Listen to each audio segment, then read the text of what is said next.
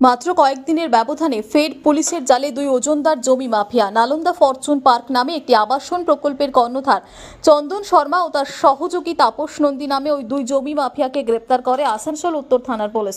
বৃহস্পতিবার তাদের আসানসোল জেলা আদালতে তোলা হয়। দুর্গাপুরের গোপাল মাঠ সংলগ্ন 19 নম্বর জাতীয় সড়কের ধারে বেশ কয়েক একর খাস জমি দখল করে নালন্দা ফরচুন পার্ক নামে ওই আবাসন প্রকল্পটি তৈরি হচ্ছে বলে বিভিন্ন সূত্রে জানা গেছে। এই প্রকল্পে গোপালমাঠ এলাকারই এক প্রভাবশালী তৃণমূল শ্রমিক নেতার অংশীদারিত্ব রয়েছে বলে ওই সূত্রটির দাবি। ওই নেতা বিপুল অঙ্কের অর্থ ওই আবাসন প্রকল্পে বিনিয়োগ করেছেন। দুর্গাপুর ইস্পাত কারখানার শ্রমিক সংগঠনের রাশ হাতে থাকায় বিগত কয়েক বছরে কয়েকশো কোটি টাকা লুটমার করার অভিযোগ রয়েছে প্রভাবশালী নেতার বিরুদ্ধে। বিরোধীদের একাংশের দাবি, ওই প্রভাবশালী নেতা একসময় বিশাল মোটা খাম পৌঁছে দিতেন তৃণমূলেরই এক রাজ্যসভার সদস্যের কাছে।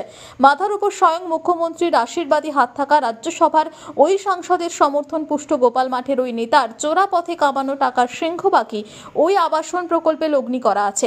ওই প্রকল্পে একসময় ওই তৃণমূল নেতার ছেলে অন্যতম নির্দেশক হিসেবে যুক্ত ছিলেন। চন্দন শর্মা ও তাপস নন্দীর বিরুদ্ধে সরাসরি সরকারি খাস জমি দখল করে ঘুর পথে সেই জমি রেজিস্ট্রি করিয়ে নেওয়া, জলাজমি ভরাট করে সেই জমি বাস্তু জমি হিসেবে দেখানো সহ একগুচ্ছ অভিযোগ রয়েছে। রাজনৈতিকভাবে অত্যন্ত প্রভাবশালী এই দুই জমি মাফিয়া বলে বিভিন্ন সূত্রের দাবি। দিন কয়েক আগে আসানসোল নিবাসী দীনেশ গড়াই ও উইলসন নামে দুই ব্যবসায়ীকে বেআইনিভাবে জলা জমি ও পুকুর ভরাট করার অভিযোগে গ্রেপ্তার করে আসানসোল উত্তর থানার পুলিশ। ধৃত দীনেশ ও উইলসনের সঙ্গেও চন্দন শর্মা ও তাপস নন্দীর প্রত্যক্ষ যোগাযোগ রয়েছে বলে জানতে পেরেছে পুলিশ। এদিকে নালন্দা ফরচুন পার্কে যারা বিশাল অঙ্কের অর্থ খরচ করে ফ্ল্যাট, বাড়ি, বাংলো ইত্যাদি কিনেছেন, তাদের অনেকেরই অভিযোগ পুরো টাকা মিটিয়ে দেওয়ার পরও অনেকেরই বাড়ি রেজিস্ট্রি করে দেওয়া হয়নি। ভুয়ো নথি জমা দিয়ে জমির চরিত্র পরিবর্তন করার ফলে এই মুহূর্তে ওই আবাসনগুলি অবৈধ বলে ঘোষিত হয়েছে। ফলে যারা জীবনের শেষ সম্বল বিনিয়োগ করে তাদের স্বপ্নের বাড়ি কিনেছেন এই প্রকল্পে, তাদের অনেকেই প্রতারিত হয়েছেন বলে মনে করা হচ্ছে। এদিকে চন্দন শর্মা ও তাপস নন্দী গ্রেপ্তার হওয়ার পরই একটি মহল থেকে দাবি উঠতে শুরু করেছে, শুধু চুনোপুটিদের ধরলেই হবে না, এই প্রকল্পের পেছনে থাকা পাকা মাথাগুলোকেও অবিলম্বে গ্রেপ্তার করতে হবে। ধৃত চন্দন ও তাপসকে হেফাজতে নিয়ে জমি জালিয়াতির শিকড় কতখানি বিস্তৃত তার তদন্ত শুরু করবে আসানসোল উত্তর থানার পুলিশ। দেখুন, জমি মাফিয়া তো আর 26-এ ভুঁই ফুঁড়ে হয়নি। জমি মাফিয়া যারা ছিল তারা তো এই মমতা ব্যানার্জির সংরক্ষণেই পরিচালিত হচ্ছিল।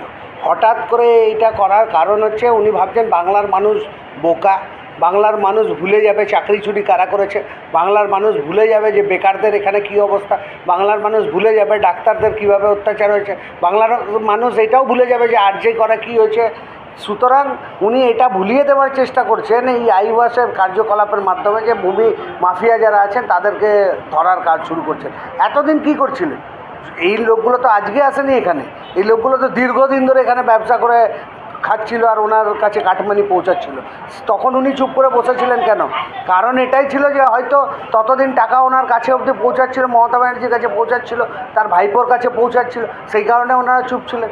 সামনে 2026-এর নির্বাচন, উনি বিভিন্ন যে পশ্চিমবাংলার যে তৃণমূলের দুর্নীতি আর দুষ্কৃতি আছে সেখান থেকে বাংলার মানুষের মন ঘোরানোর জন্যে, চোখ ঘোরানোর জন্য এই আইওয়াসের পন্থা অবলম্বন করছেন, আর কিছু।